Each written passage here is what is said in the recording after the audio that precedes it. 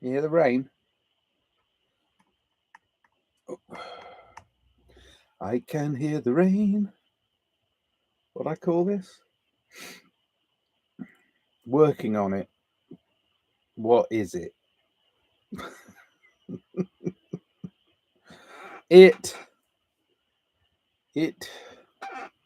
information technology. A lot of people complaining about information technology being scooped from them, scraped from them, taken from them, given to other people so as they can use it to manipulate us. Out there, in there, up there, down there, round there, here, there.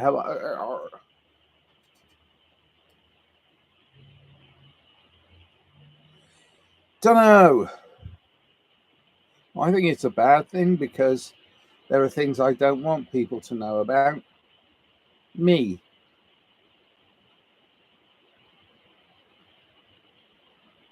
Even though I'm pretty much of a blabbermouth and a non-private person, ask me anything. There might be something that I hold back, but very little.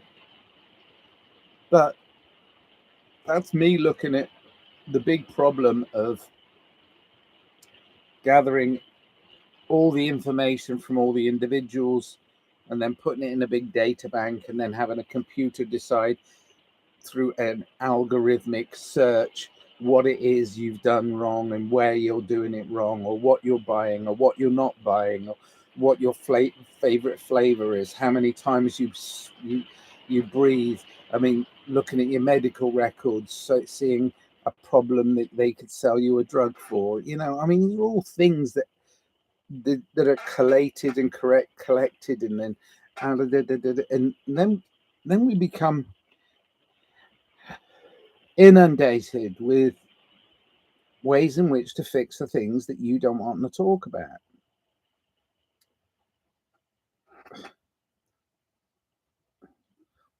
Buy the things that you don't need to buy.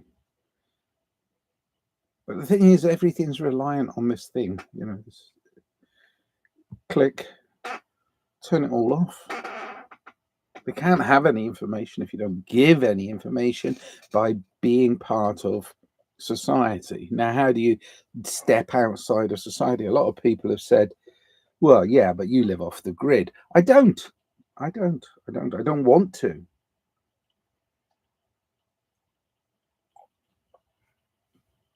And do I reject technology? No, of course not. In and of itself, I just think it's in bad hands. I don't think Hans really knows that it's his bad hands. Sorry. It is Thursday, February 6th, 6:30 a.m. I can't get back to sleep because there was all that drumming on the roof of my mothership from the rain. So, and I was tired. When I went to sleep last night, I made sure I was absolutely zonked out. I wanted to hit the pillow and just go crunk. And I did. But I woke too early because of the the rhythm of the rain clicking around in my head. Anyway, I'm going to keep this pretty short because there is a possibility I might be able to go back to sleep in the armchair. Let me see if I can watch some. I've had some movies recommended to me to watch.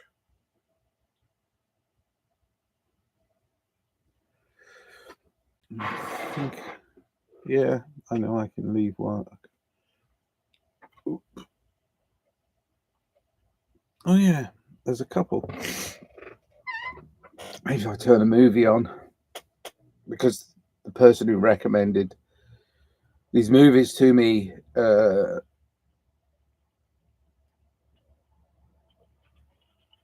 seems more inclined towards the more esoteric and talky, not not so. It might be nice to actually sit there and watch, listen, and that might help me get another.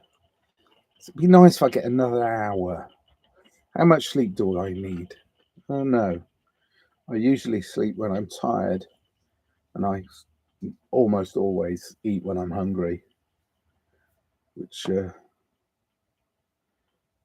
a bit habitual. So I've got to be careful I don't fall into a rut with that.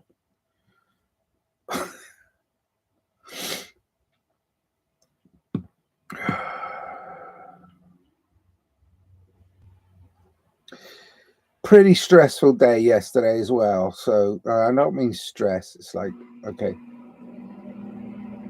I had to be very attentive to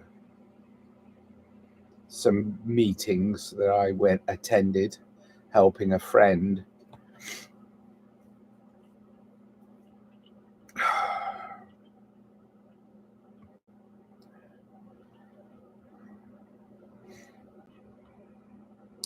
Here's a good one in my head right now. Oh, there it is. Medical problems and the blurry line between medical, physiological, bio problems and mental problems. And it's like there it drops off. As far as I'm concerned, all of the physical problems that you have, it's just like, yeah, that's okay. We'll make that right, and we'll put that right, and we'll get the balance, and it'll be fine. And all the medical problems, it's a difficult operation, but we'll do it. But it's where this blurry line starts coming in, where it's like, oh, it's a mental problem. Well, they explain a mental problem like it's some sort of voodoo magic, Of course we get anxious, of course we get upset, but is that the leading cause of your problems? Well, probably it is, but we can't really explain the neuropathy properly. I mean, sure, there are things that trigger the crap out of people, but the biggest trigger is fear. And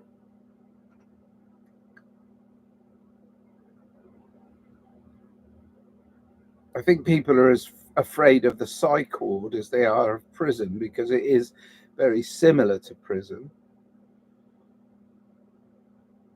I don't like going in hospitals. I was in a hospital for a very long period yesterday, just sat waiting for God to walk in the room, the doctor to come to help my friend.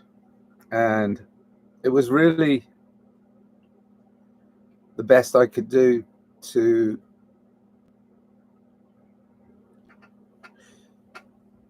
distract her from getting more and more anxious about talking about an operation that she's going to have very soon.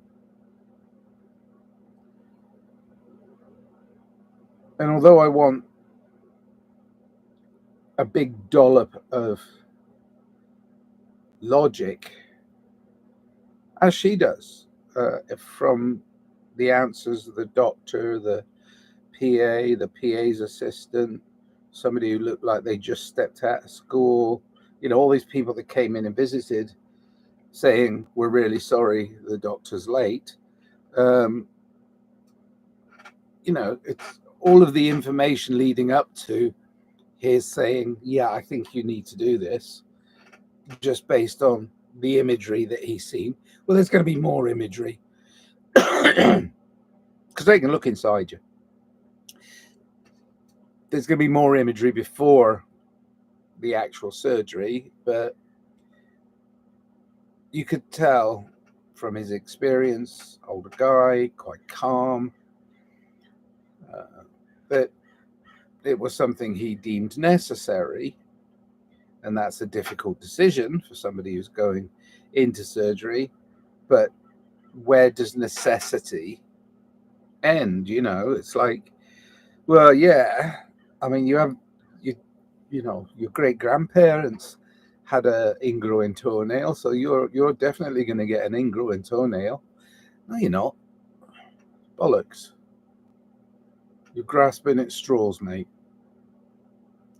So deciphering his need was me trying to get him to talk about the specific problem that was spotted on the imaging and how they deal with it. And it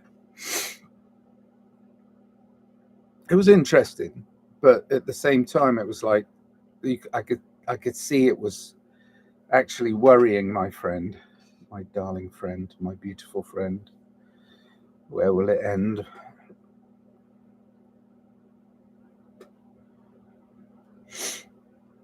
And the dangers associated with the type of surgery are also playing on your mind, and you're like thinking about it, thinking, well, how long could I go without it? And would it be any longer? And is it worthwhile? If it isn't any longer, would I feel healthier? All of the aspects of quality of life and quantity of life as well. Really difficult decisions. I've mostly, with my physical medical problems in my life personally, I've mostly dealt with emergencies. I go, I wait till it breaks, and then but I've been very blessed because I've always been near an ER, where they go, oh, gosh, you were lucky. And it's like, okay. But I do try and take care of myself very much, and trying to stay healthy when you're older and you feel less inclined to do the exercise. But you still got to do it, because otherwise your supple parts of you start to stiffen up, and you get crotchety. But crotchety also applies to this too, and this. These are things you've got to stay supple as well. So, but you feel less inclined when you're old and it's raining, and you had a wacky day yesterday where you just had lots to do in this physical world, but also in the mental, emotional world. It's knowing when to rest, but at the same time, not negating, like if you negate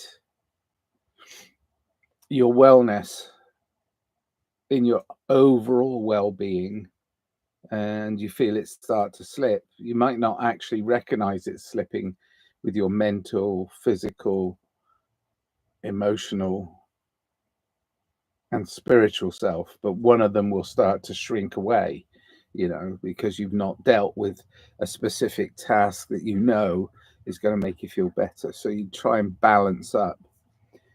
But as you get older, it gets to be a bloody chore, So you try and keep it exciting. You do different things to keep you excited. Okay. Wow, 15 minutes and I haven't said anything really. I mean, I suppose that's tiredness. Might be that I'm so tired. And maybe I just need to rest today. Just take a day to just sit and be for a while. Got to recognize when that happens to me. And I think it might be better if most people recognized when they were getting too tired to do something they normally do without any problem, and just ease up on the throttle for a while. Then you get back in. All right. Oh, morning, Conrad.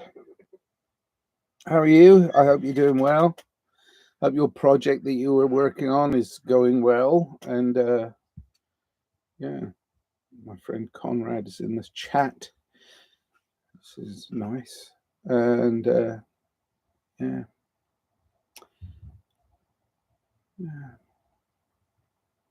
So I've been dealing this morning with my chat with the smaller picture, the one that's me, that's been affected by the things that are close to me.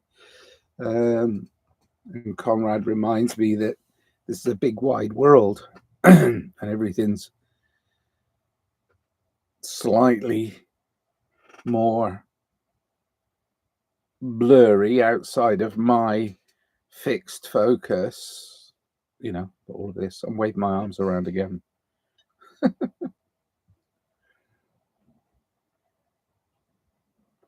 was trying yesterday, even in my consultation with the doctor who's working on my friend. I'm saying my friend is somebody very, very close to me, and I'm saying it because I don't want to name names because it just doesn't seem fair. But it's almost like it's happening to me. That's how close we are. So this person who's going to have this surgery, I wanted to pay major attention to what the doctor's saying because I wanted it. In some ways, I felt like it was going to be happening to me. It's not happening to me. It's happening to a friend. And I'm not doing that whole joke thing where it's like, oh, I'm asking for a friend. No, not that. I was actually sat with the person. And I'm glad I was, because her tendency to bottle things up and turn it into her emotional self, turn all the results of the learning curve in on her emotional self and then react. I mean, there was some emotions. It's a very serious operation. But so I had to focus on it, but not for me, but for somebody else. So I think they call that empathy. And sometimes you can go too far with it. Like my friend who's having the procedure is overly empathic to everybody. And that's the weird thing. It's like it can be, but it's random, you see. It's not like it's always. Not like on Star Trek The Next Generation, that character played by Marina Troy, where she's an empath and it overwhelms her. It's not. My friend has it like in a more random way and doesn't just feel it all the time and can't turn it on or turn it off. So it's sometimes you're like, wow, you can watch that happen and think and not be affected. And yet, you see a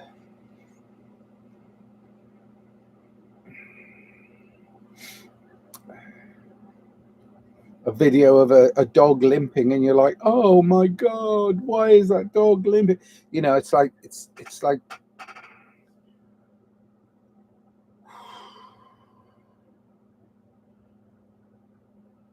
like anything in life when you know you should be is a bad word. Should is a bad word. Okay, I'll go personal. Sometimes in my life, I've stood by and watched horrible things happen and said nothing, done nothing. Yeah, you all have. But I mean, I can recount things that are like, oh my God, I really should have done something there.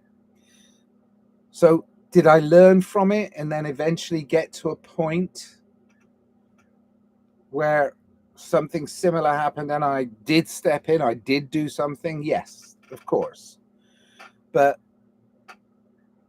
when people randomly do things and you think, oh yeah, they're definitely going to catch, like you throw them a ball and you go, okay, here you go. You throw the ball and you just know they're going to try and catch it. and they completely ignore you, and the ball hits them in the face. It's like, oh my God, what didn't you see that? Didn't you hear me? You know. So my friend is a little that way, like in their own world, so much that even though they may look attentive, may seem like they're listening, seem like they're interacting, they're actually just going through the motions. That's a dangerous thing. That's called apathy. And when empathy meets apathy, oh, that's a good one. I'll have to write something about empathy meeting apathy. It's like, what do I do with this? How can empathy help apathy? I mean, empathy helps generally, right? 99.9% of the time, if you're empathetic towards a thing, situation, friend, person, human, animal, doesn't matter. But if you have an empathy towards it, it usually helps because you start to understand in somebody else's view of what it is the situation might be.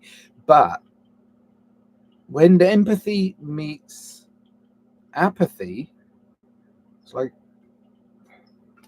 what do you mean you don't care?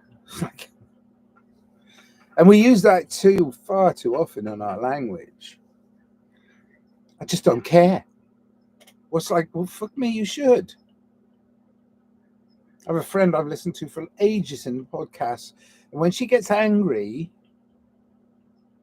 she sounds such a horror show to be around, because her anger has an absolute I don't care, I don't give a fuck kind of attitude built into this vicious banshee. And I'm like, whoa, that's a side of you I wouldn't necessarily want to see. But I see how she's triggered. I mean, I'm not saying that it's wrong. I'm just saying I can see how people get triggered. And that's something I might be being triggered to understand why I'm recognizing other people's triggers. This goes on and on and on. But it's like when somebody is blanked, like completely blank and apathetic, then it's hard to read what those triggers are. So you can't really recognize what is wrong with them. So you can't be empathetic and you can't help them. And then when in a more lucid moment, they come around and they go, why didn't you help me? And you're like, I didn't know where you were. But it's a coping mechanism. It's a bit like the possum, you're playing possum. What do you mean by playing possum? Well, play dead, violent outbreaks, craziness going on. Ooh, lie there, pretend you're dead. People might walk past and then you just get back up and get on with your life. So it might be a playing possum thing. I mean, that's a weird thing with a lot of people in my conspiracy theory world. Also, is they've always done this thing where they sort of say, yeah, well, it's them, and I say, well, percentage of population, please, that control us. Well, percentage of population, please. It's like, and I know I'm asking for ridiculous statistics that are impossible to measure, and and again, going loopy, they're impossible to measure because they are doing the measuring. You see where I'm going? So the looping, the loop thing, but it's this 80% of people that are supposedly automatons or NPCs, or they don't really think about it. They just go about their daily lives. Well, maybe they're just playing possum. Maybe they're 100%. Excuse me. Maybe the NPCs are 100% more aware of what's going on than the 10% who thinks they're awake, or the 10% who we deem must be in control of the rules and regulations for the 80%, and convincing the 80% who are really asleep. It's like, well, maybe they're asleep for a reason. Maybe they are the truly intelligent ones. I mean, it's hard to get hold of that one, because you're like, wait a minute, that can't be true, because I think about things. Well, yeah, you think about things, you do the best you can, but you don't really advance society if you're not productive in changing society for the better. And then you got this conundrum within you, which is you're the 10% that's awake that doesn't like the 10% that's in control. So are you going to swap places and still have the 80% in the middle? Is that still going to happen? Is it still 10-8? Because that doesn't seem right, because shouldn't it be sorry, excuse me, shouldn't it be that humanity advances overall? And I know you can't do one brush stroke encompasses all, but at the same time, it's like humanity is the reason for advancement. And if that's the reason for your advancement of society, then it has to be all. It has to be all. And then you're like, well, that makes me a bit of a dictator, because I'm saying in my little group that we can change it and make it all different, because we don't like what the people who are changing it and making it all different. See, it becomes this push me, pull you. It's like, oh, well, wait a minute. And then when we get control, are we any better than these guys who were in control before?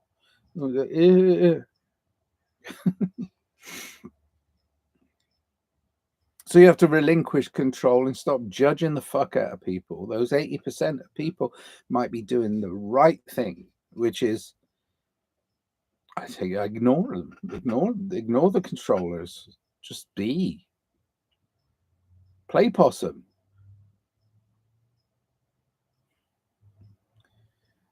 So when my friend gets angry, it's because people are playing possum.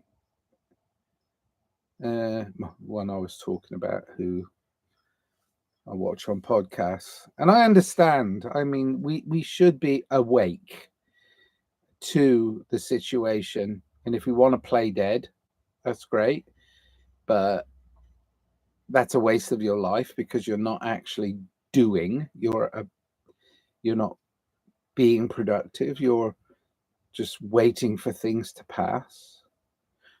But then, waiting for who? Waiting for God? God's already here. It's in you. What are you waiting for? I don't know.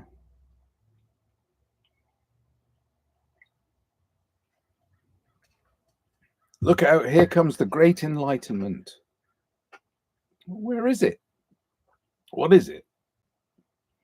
I mean, I've talked about the veils dropping and a greater understanding of who we are, but it's who we are individually, and then how we react collectively that forms society anyway.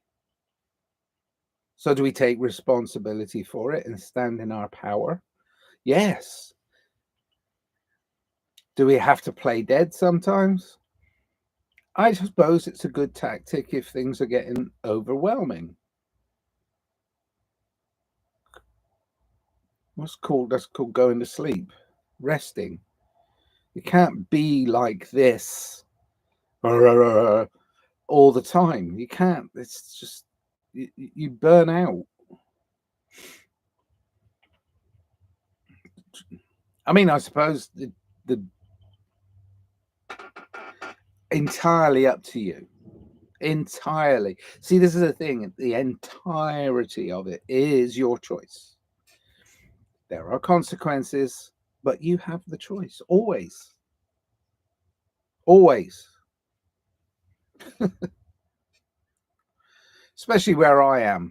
I mean, society seems a bit slack here, which is why I liked it. It wasn't there were less controls from the places that I'd seen all around the world when I did a recce, when I did my first real traveling. Went all over the place, went lots of places around the world that I never thought I'd be able to go to. I went to them,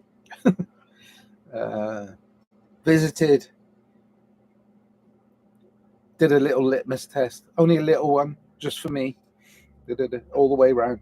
Got back to, I left the UK, went all the way around the world, came back to the UK, sat in the UK, thought about what I was doing in my life, made the necessary changes, and then decided, okay, California. So this is where I am. This is my adoptive home. I actually really like it here, regardless of the stupidity that's happening now. And it's only been happening for the last probably 40 or 50 years. So it's no time at all, really. So, but I actually like it for many reasons. There is a lot of fun to be had here. Lots. A lot of work that needs to be done here, which I enjoy. I enjoy my work. And the geography is, the landmass going to the ocean is amazing. We've got mountains. We've got desert, mountains. Okay. Desert, mountains.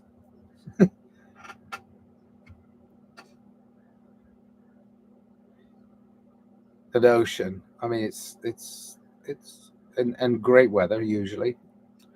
Fuck this rain. Just reminds me of grey, miserable England. I don't equate England with being miserable.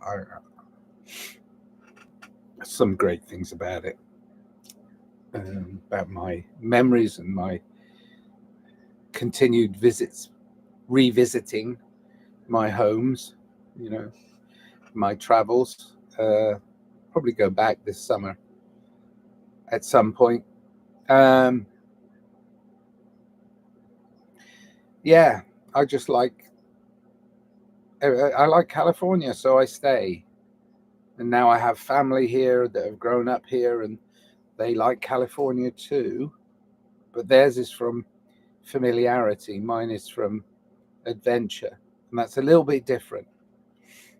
And it's not their chosen home. They were born and raised here. So it's a different feeling for them. So it's interesting, even observing that, because our language is similar, even though I have an accent. They don't. I have an accent. So I get welcomed in very easily. But had I had a slightly different accent that made it seem like I've learned English from a book, I may have been deemed a little less kindly, because it's that everywhere in the world which is very, very weird to me. Everybody in the world, as far as I can tell from my global news touch of going around with the litmus test, everywhere is being shown the race card. It's like everywhere people are going, well, you're not from round here, are you, son?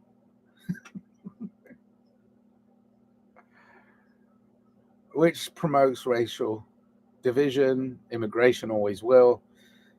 And it's funny, it's the race card, it's racism, it's racist. It's like there's only one race. until,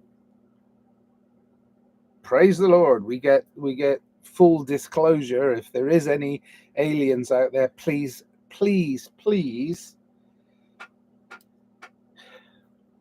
tell us.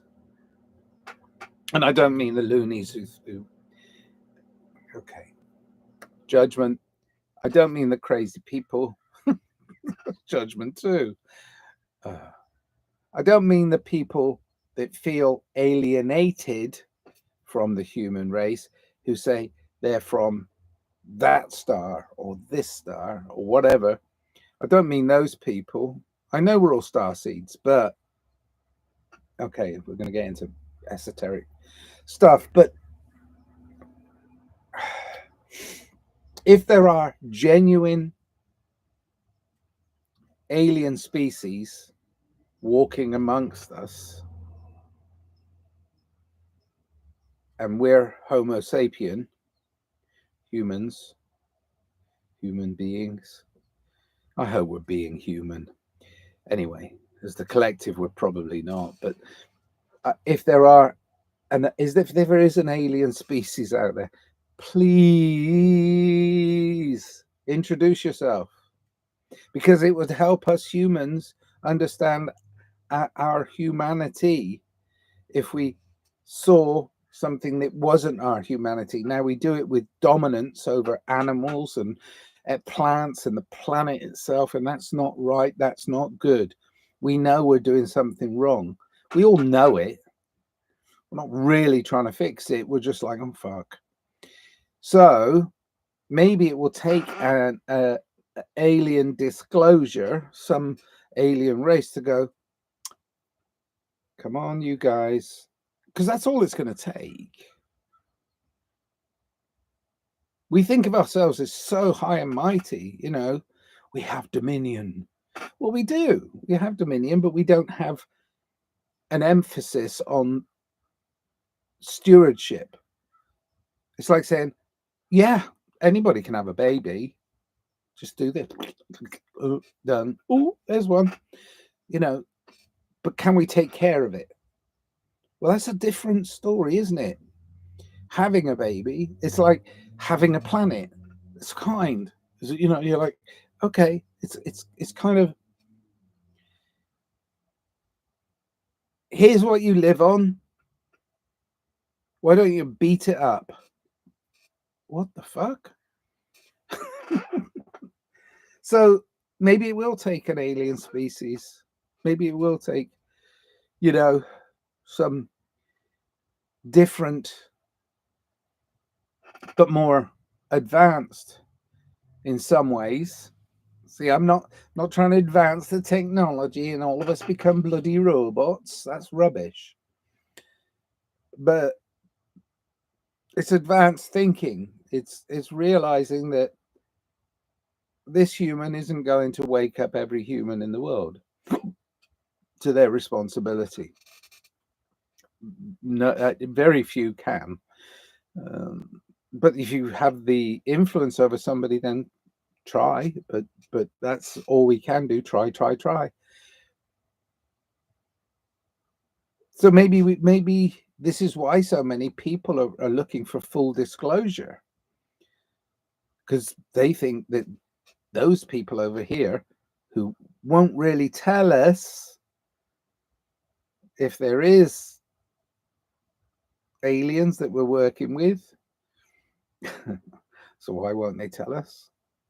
Was it because they've got the advantage over us, because they've got more knowledge than us? Probably. See, we're already sowing the sense and the fear and the doubt of, like, oh my God, they are here and they're working with all the people in the leaders of the world. Stop fearing it. Welcome it. Okay, that was, wow, I went all over the place. That was crazy. Any questions, comrade? Or are you just working and having my voice on as kind of like some